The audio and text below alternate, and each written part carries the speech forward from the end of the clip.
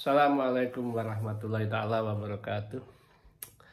Alhamdulillah, hari ini saya mencoba untuk berbagi resep-resep dalam menyikapi permasalahan kehidupan.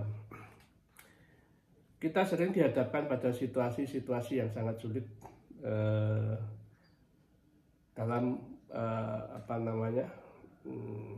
kehidupan ini. Terkadang kita sering bingung betapa pedihnya perjalanan, betapa menderitanya perjalanan hidup. Mengapa nasib kita seperti ini? Kenapa banyak orang yang nggak senang sama kita? Atau mungkin kenapa banyak orang yang artinya bahkan memfitnah dan segala macam, menuntut dan segala macam. Penderitaan itu tentu tidak perlu kita takutkan, tapi kita pahami bahwa ambil substansi kehidupan sejauh mana kita mampu melepaskan diri dari penderitaan itu. Artinya sadari bahwa itu adalah ujian dari Tuhan. Karena pada dasarnya manusia hidup di muka bumi ini memang sama Allah disengaja. Disengaja apa? Untuk diuji. Diuji dari perintah dan larangan. Nah, untuk mampu menjalankan perintah Allah dan menjauhi larangan Allah itu memang dibutuhkan sebuah pengetahuan. Bagaimana memperbaiki, ada 5 komponen di dalam diri kita. Hanya pikiran, bagaimana supaya kita terlalu berpikir positif. Ya, kita harus mengetahui tentang sebuah konsep apa itu pikiran. Bagaimana cara kerja pikiran baik dan pikiran tidak baik, bagaimana memperbaiki pikiran yang tidak baik menjadi baik. Dan komponen lain ada yang namanya jiwa atau nafsu. Semua manusia tentu memiliki nafsu. Namun nafsu ini ada nafsu yang dirahmati sama nafsu yang tidak dirahmati. Nah, bagaimana kita bisa memilah, kita bisa melakukan sebuah kegiatan kehidupan sehari-hari itu, nafsu kita selalu nafsu yang dirahmati oleh Allah Subhanahu wa Ta'ala. Artinya apa? Kita harus banyak belajar tentang jiwa atau tentang nafsu. Bagaimana proses perjalanannya, bagaimana jiwa yang baik atau nafsu yang baik seperti apa, jiwa yang jelek atau nafsu yang jelek seperti apa. Kalau jelek, ya bagaimana cara ilmu memperbaiki jiwa itu sendiri agar jiwa kita selalu baik dan selalu dirahmati oleh Allah. Suka nggak suka itu harus kita lakukan. Mengapa demikian? Ya inilah hidup. Karena kita sudah hidup. Namun ada konsekuensi kalau kita tidak memperbaiki diri, ya di hadapan Allah hari akhir ya kita akan menderita.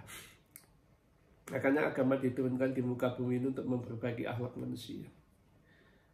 Terkadang manusia itu suka protes terhadap dirinya, protes dengan keadaannya, menyalahkan orang lain, menyalahkan keluarga, menyalahkan orang tua, kadang menyalahkan teman, dan yang lebih parah menyalahkan Tuhan.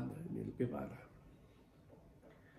Tuhan tidak untuk disalahkan, Tuhan tidak untuk diprotes, tapi Tuhan untuk kita besarkan namanya. Allah Subhanahu wa Ta'ala sangat jelas memerintahkan kita untuk bertasbih, bersyukur. Kenapa? Karena segala nikmat yang diberikan Allah kepada kita itu harus kita syukuri. Tapi bagaimana cara bersyukur yang benar atau dalam menjalani kehidupan ini mungkin banyak orang yang belum paham. Oleh sebab itu harus banyak belajar tentang rahasia mengenal diri. Apa saja komponen di dalam diri yang harus kita perbaiki. Jangan pernah mimpi kalau bermimpi aman atau nyaman kalau kita tidak tahu ilmunya. Manusia lebih banyak mengumbar kepada egonya, nafsunya, kalau dia tidak memiliki ilmu tentang pengendalian diri. Hukum sebab akibat di dunia itu pasti terjadi.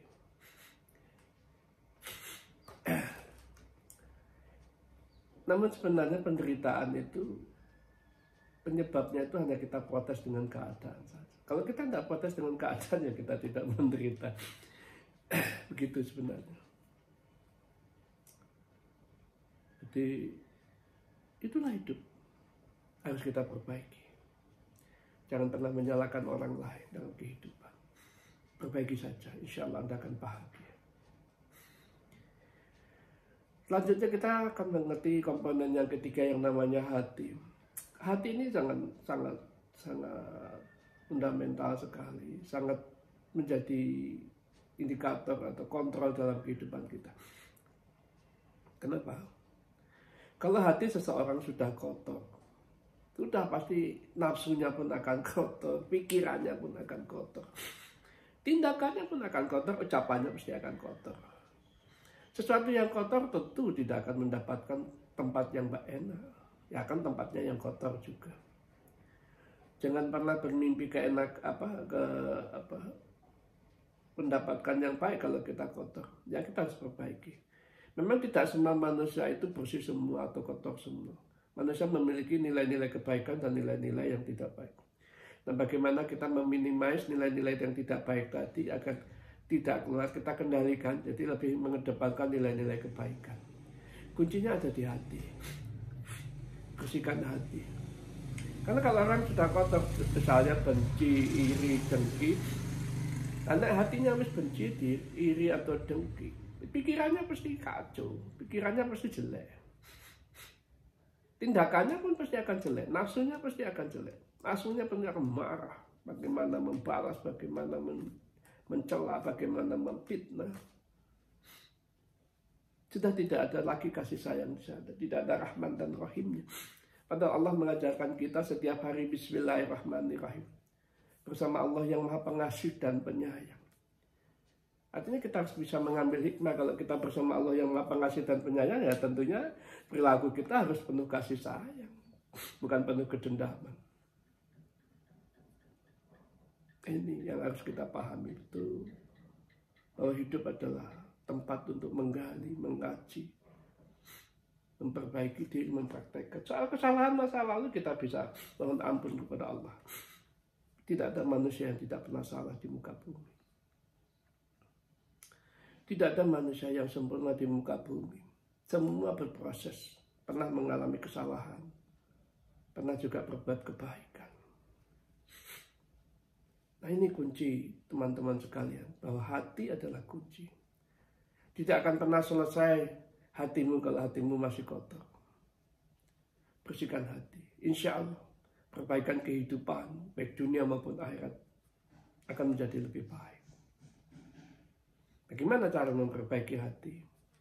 Cari inputnya. Bagaimana prosesnya agar outputnya betul-betul hati yang bersih.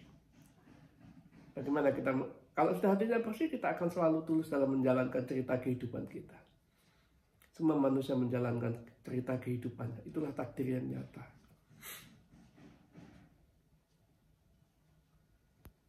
Jangan pernah kita pertaruhkan hidup ini hanya waktu sebentar dengan hal yang sia-sia. Tidak ada waktu lagi untuk menunda, memperbaiki diri. Tidak ada waktu lagi untuk menunda, berbuat kebaikan. Kalau Anda sayang pada diri Anda sendiri, ya tentu Anda harus berbuat baik terhadap diri Anda. Output berbuat baik terhadap diri, ya kita berbuat baik terhadap orang lain. Tentunya begitu. Temukan dulu kedamaian pikiran, kedamaian jiwa, kedamaian hati. Tentu perilaku dan ucapan kita akan damai. Kalau kita penuh stres, kita penuh kebingungan, kita penuh kebencian, ya semua Anda sendiri yang membuatnya, bukan orang lain. Ya, Anda harus mengendalikan itu sendiri. Berani mengakui mana yang harus diperbaiki, itulah manusia yang sebenarnya. Kita harus nunggu nasihat orang lain, benar.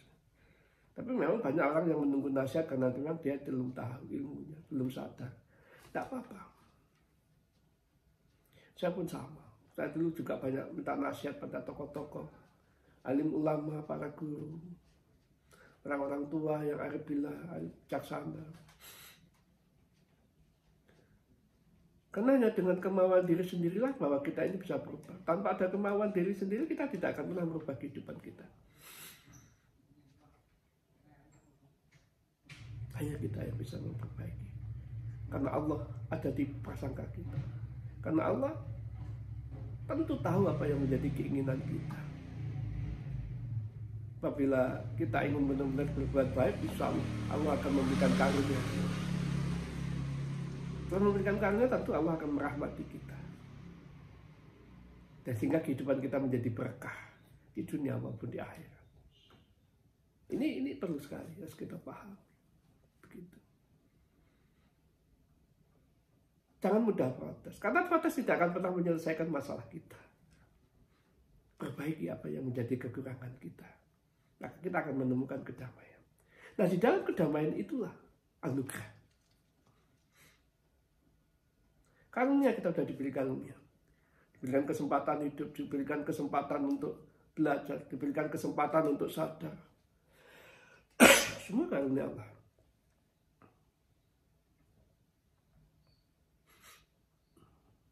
Nah, bagaimana hidup menjadi anugerah dari Allah? Sehingga kehidupan kita benar-benar menjadi berkah, bermanfaat. Tentu kita sendiri yang harus memulainya.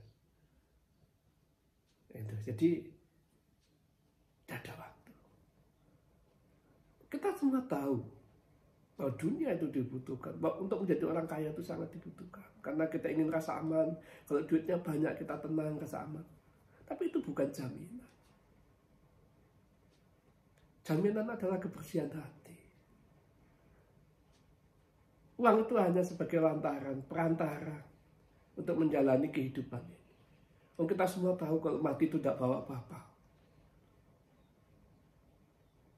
Hanya bawa perilaku di hadapan Tuhan. Maka sangat dijelaskan di surat Ar-Rahman. Allah mempertanyakan kita. Fabi ayyi ala'i rabbikum tukadziban. Nikmat Tuhanmu mana lagi yang kamu dustakan?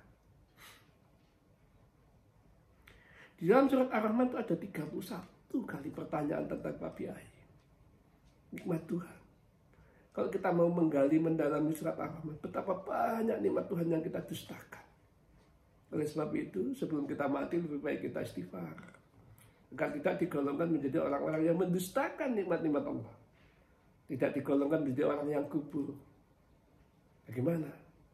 Kita harus sadar itu agar kita masuk ke golongan orang-orang yang bersyukur. Kalau kita kaitkan dengan surat Al-Waqiah, setelah terjadinya kiamat, ada 3 golongan besar di sana. Pertama adalah golongan orang-orang yang terdahulu. Yang kedua adalah golongan kanan. Dan yang ketiga adalah golongan yang kiri. Orang-orang yang bersyukur tentu akan masuk golongan kanan.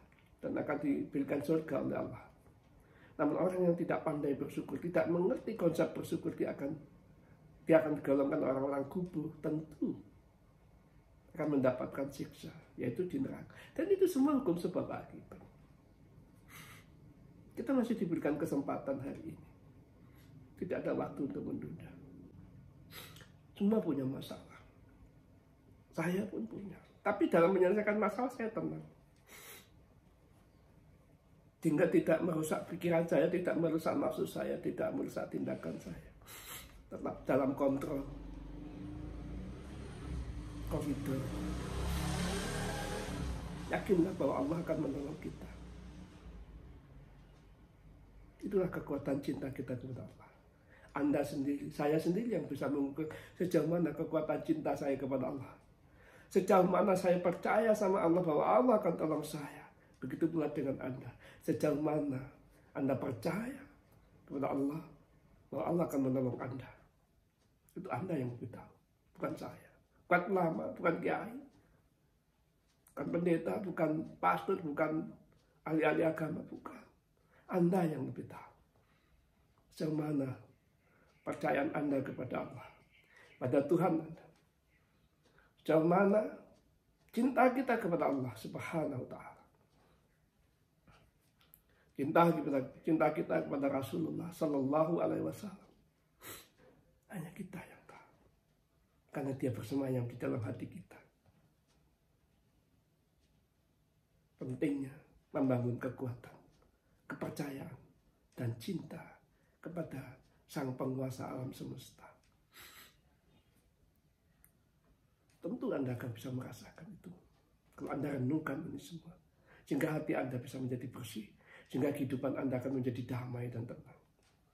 Mutmainah di dalam konsep tasawuf, yaitu nafsu mutmainah, nafsu yang tenang, nafsu yang dirahmati oleh Allah Subhanahu wa Ta'ala.